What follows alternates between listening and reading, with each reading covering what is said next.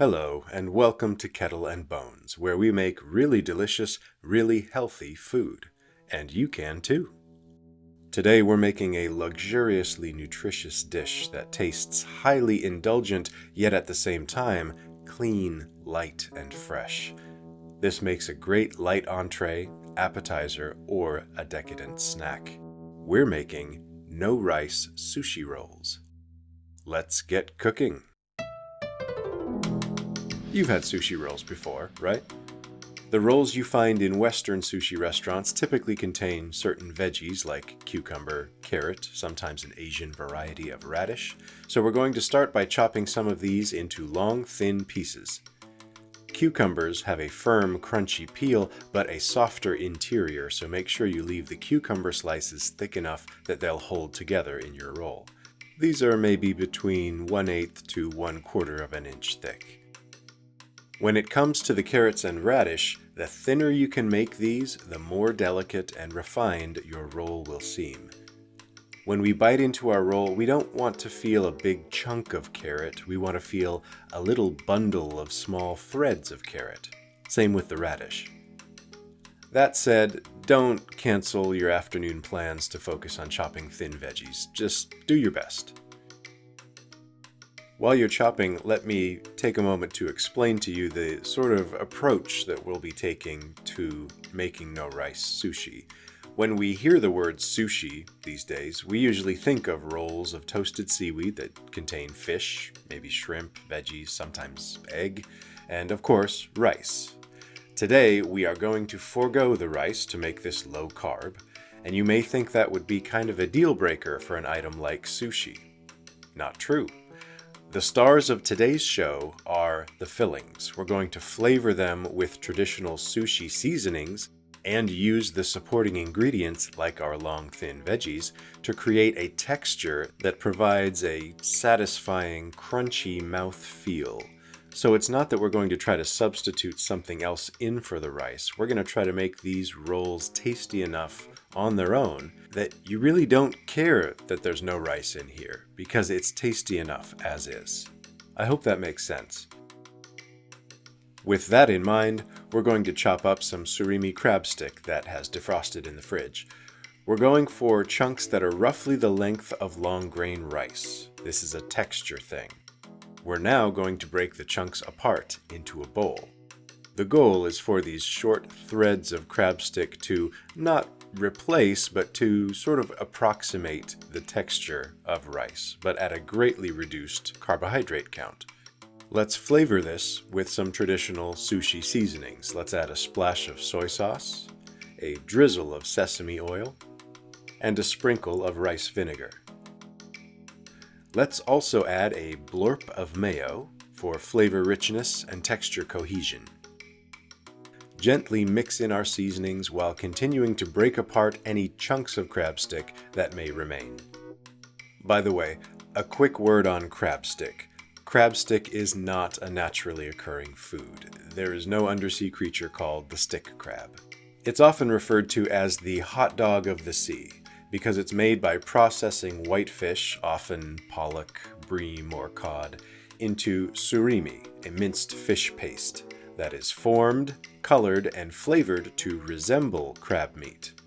And just like terrestrial hot dogs, there are good versions made with quality ingredients, sensibly manufactured, and there are appallingly awful versions loaded with additives like extra starches, sweeteners, and preservatives. In fact, real claw or lump crab meat would be the best thing to use here if it's available and within your budget. Real crab meat is going to be quite a bit more expensive. If that's not practical, however, you can probably find decent surimi crab stick at an international food store or seafood market. Bottom line, read the label. All surimi crab stick will likely contain some kind of vegetable starch to hold it together. That will add a couple grams of carbs, but try to avoid a brand that is packed with too many other additives like sugars, if you can. This is looking good. The threads of crab stick have separated into pieces which will provide a somewhat rice-like texture. Another thing that will help that along is the addition of sesame seeds. Sesame seeds will bring in a sort of grainy, pebbly quality. Now comes the best part of all. We're going to work with some beautiful cuts of sashimi grade fish. Today we have tuna, salmon, and mackerel. Depending on how robust the selection of sushi grade fish is at your seafood market of choice, you may also be able to find flounder, fluke, shrimp, squid, octopus, yellowtail, or others. It's all good, just make sure that it is sushi grade fish. That has to do with the method by which it is frozen after it's caught to keep it free of harmful bacteria. Cut carefully yet decisively across the grain of the fish. The more sawing back and forth you do, the more these will fall apart. So try to find a good balance of downward pressure and back and forth movement in your knife stroke. Each slice of sashimi is a cross-section of the fillet made of loosely connected flakes of fish. That's why good sashimi practically melts in your mouth. Quick note, before you even get started slicing, sharpen your knife. This is crucial. Get it sharp, and I mean sharp as you can get it, because these cuts of fish, especially the tuna, don't have much fat or connective tissue holding them together. A dull knife will absolutely mangle these. You won't get nice clean cuts of sashimi unless your knife is super sharp. With regard to the thickness of the slices, there's no one right answer. Just think about how you would want the texture and flavor of the fish distributed in each bite. Do you want a single thicker bite of fish in your roll, or do you want a few delicately layered thin slices? It's entirely your call. We have our veggies, our crab stick filling, and our sashimi slices ready. Next, let's prep a classic sushi side item, wasabi. There was a time when I thought that to serve wasabi with homemade sushi, I would have to source some exotic Japanese root and spend hours painstakingly grating or mashing it to perfection. Nope. Wasabi powder is what most of your favorite sushi joints use, and it's pretty much exactly what you'd expect. It's widely available. I got this at the same international market where I bought the fish and the crab stick, and of course, like everything, you could order it online. Just add a little water and mix.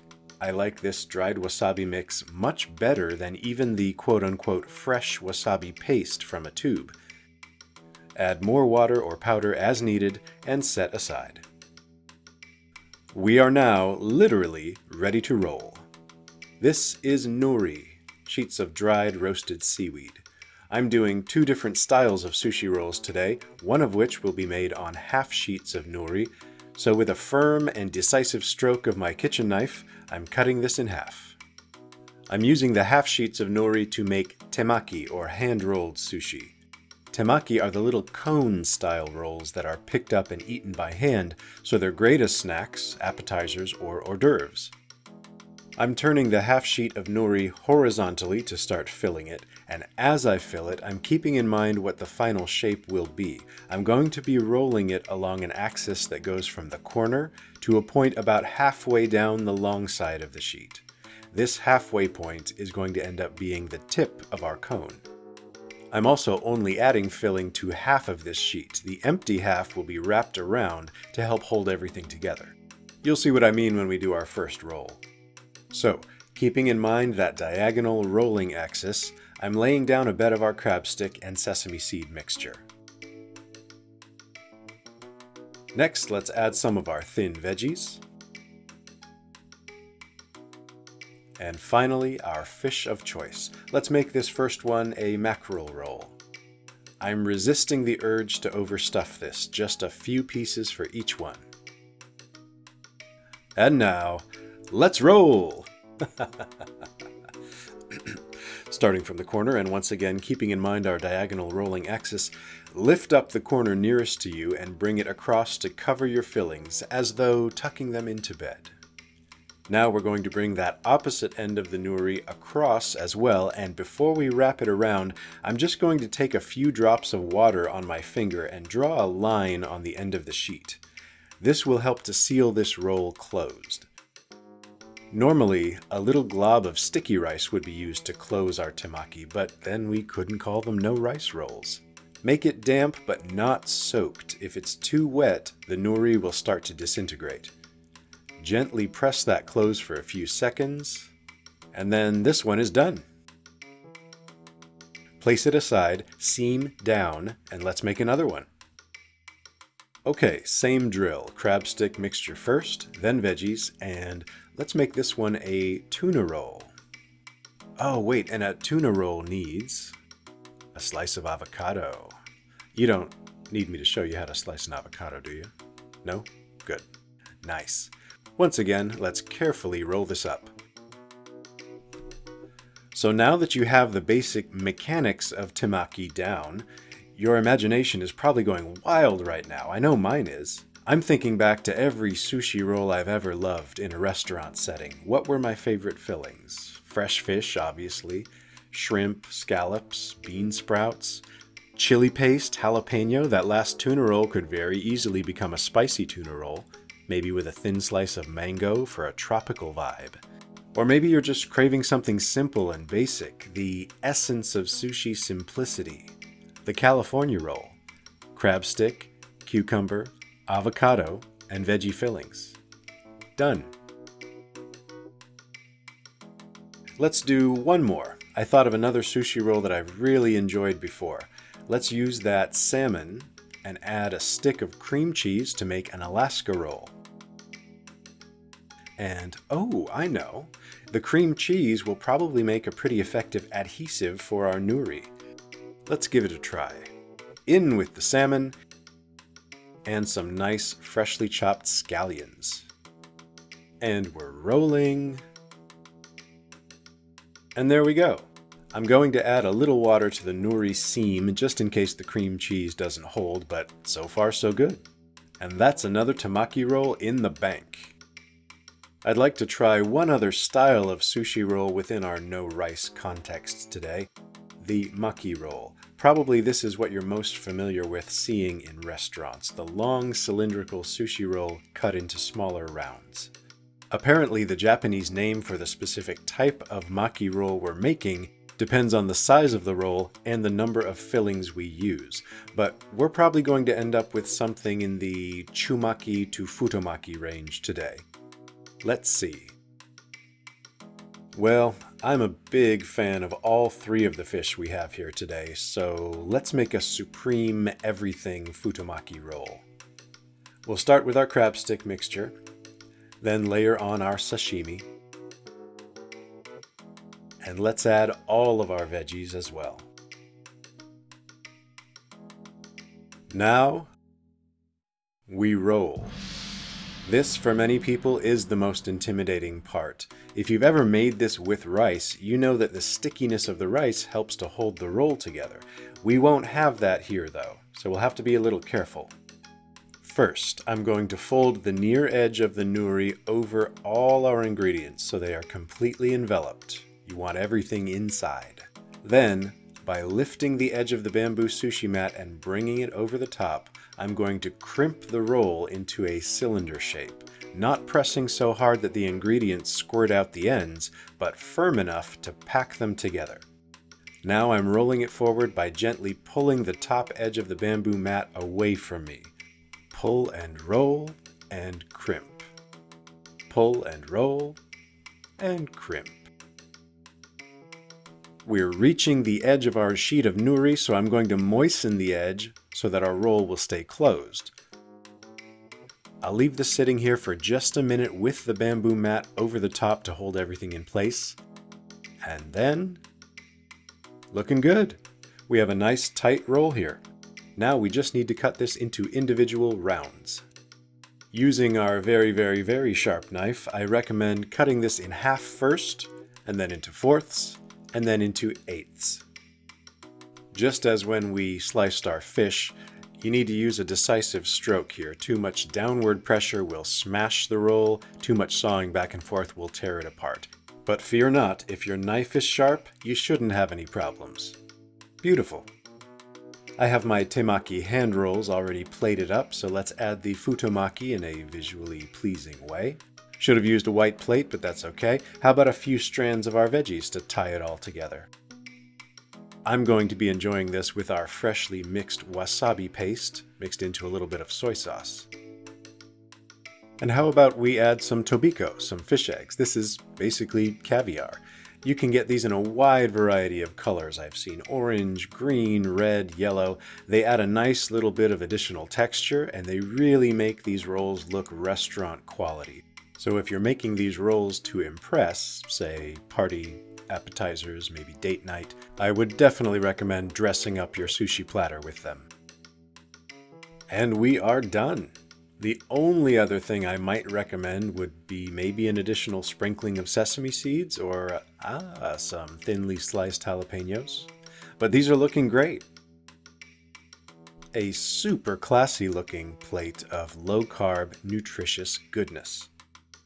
I have to say that my favorite out of the rolls we made today was the Alaska roll. Fresh fish, rich cream cheese, zesty scallion, dipped in some salty wasabi-infused soy sauce. Delicious. But they were all good. The very first time I tried this, I was honestly shocked at how little I ended up missing the rice. All the other flavors and textures are here. This is sushi, packed with veggies, healthy fish fats, and high-quality proteins. Fantastic. Stay with Kettle and Bones for future episodes packed with healthful, delicious dishes designed to upgrade your low-carb journey from maximum security death march to 5-star pleasure cruise. But for now, just enjoy your no-rice sushi rolls.